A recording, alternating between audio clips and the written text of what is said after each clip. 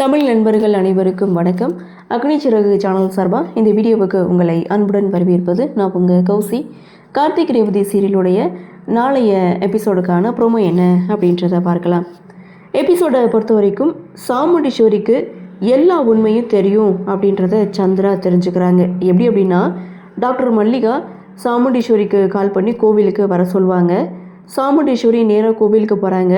டிரைவரை கூட கூப்பிடாம அக்கா எங்கே தனியாக போகிறா அப்படின்னு சொல்லி சாமுண்டீஸ்வரியை ஃபாலோ பண்ணிக்கிட்டு சந்திராவும் போக, அப்படி தான் சந்திரா இந்த விஷயத்தை தெரிஞ்சுக்கிறாங்க. இதோட தான் லாஸ்ட் எபிசோட் வந்து முடிச்சிருந்தாங்க.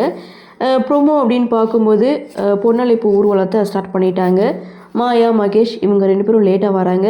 சாரி மேடம், கொஞ்சம் லேட் ஆயிடுச்சுன்னு சாமுண்டீஸ்வரி கிட்டே சொல்ல, பரவாயில்ல அப்படின்னு சொன்னதும், அங்கே இருக்கிறவங்க மாப்பிள்ளைக்கு மாலையை போடுங்க அப்படின்னு சொன்னதும், மாயா இங்கே ரேவதி கூட மகேஷை உட்கார சொல்கிறாங்க. ஆனால் சாமுண்டீஸ்வரி வேணாம் அப்படின்னு சொல்லி தடுக்கிறாங்க.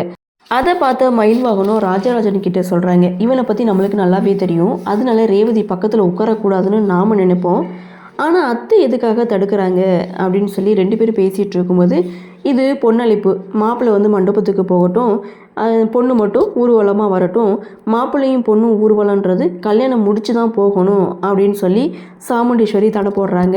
அதை பார்த்து மாயா செம ஷாக் ஆகிறாங்க. இதோட இந்த ப்ரோமோவை முடிச்சிருக்காங்க. அடுத்து என்ன நடக்கும் அப்படின்ற ஒரு எதிர்பார்ப்பு. சந்திராவுக்கு தெரிஞ்ச உண்மையை மாயா, மகேஷ் இவங்க 2 பேர்கிட்டையும் சொல்லுவாங்களா, இல்லை தன்னுடைய கணவர் சிவனாண்டிக்கிட்ட மட்டும் சொல்லி அதுக்கு தகுந்த மாதிரி பிளான் பண்ணுவாங்களா அப்படின்ற ஒரு எதிர்பார்ப்போடு இந்த ப்ரோமோவை கொடுத்துருக்காங்க.